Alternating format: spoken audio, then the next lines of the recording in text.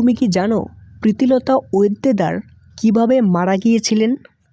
প্রীতিলতা ওয়েদ্দেদার ছিলেন ভারতবর্ষের একজন বিখ্যাত নারী বিপ্লবী। তিনি শুধুমাত্র ভারতবর্ষকে স্বাধীন করার জন্য নিজের প্রাণ পর্যন্ত উৎসর্গ করেছেন। তাহলে প্রীতিলতা ওয়েদ্দেদারের মতো একজন বিখ্যাত বিপ্লবীর মৃত্যু কিভাবে হয়েছিল? চলো আজকের এই ছোট্ট ভিডিওর মাধ্যমে জেনে নেওয়া যাক। প্রীতিলতা ওয়েদ্দেদার মাত্র 31 বছর বয়সেই স্কুলের শিক্ষিকার চাকরি পান, কিন্তু তার সেই চাকরি বেশি দিন টেকে না, কারণ তিনি ইংরেজদের বিরুদ্ধে ছিলেন।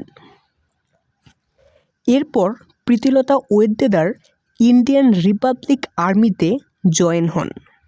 ইন্ডিয়ান রিপাবলিক আর্মিতে জয়েন হওয়ার পর তিনি অনেক অভিযান করেন এবং এই ইন্ডিয়ান রিপাবলিকা আর্মিটা ছিল মাস্টার দা সূর্য সেনের।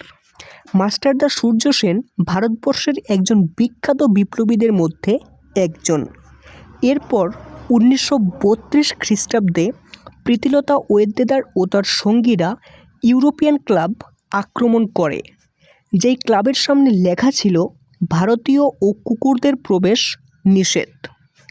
প্রীতিলতা ওয়েদ্দেদার ও তার সঙ্গীরা এই ক্লাবের চারিদিকেই আগুন লাগিয়ে দেয় এবং এই আক্রমণে অনেক ইউরোপীয় মারা যায় এবং শেষ পর্যন্ত প্রীতিলতা ওয়েদ্দেদারের গায়েও একটা গুলি এসে লাগে। প্রীতিলতা ওয়েদ্দেদার ইউরোপীয়দের হাতে ধরা না দিয়ে পটাশিয়াম সায়ানাইড খেয়ে আত্মহত্যা করে।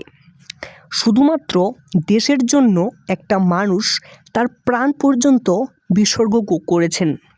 প্রীতিলতা ওয়েদ্দেদারের জন্য একটা লাইক তো করাই যায়। আর তুমি যদি এরকম হিস্ট্রিক্যাল ভিডিও আরও দেখতে চাও তাহলে সম্রাট হিস্টোরিয়া চ্যানেলটিকে সাবস্ক্রাইব করতে পারো।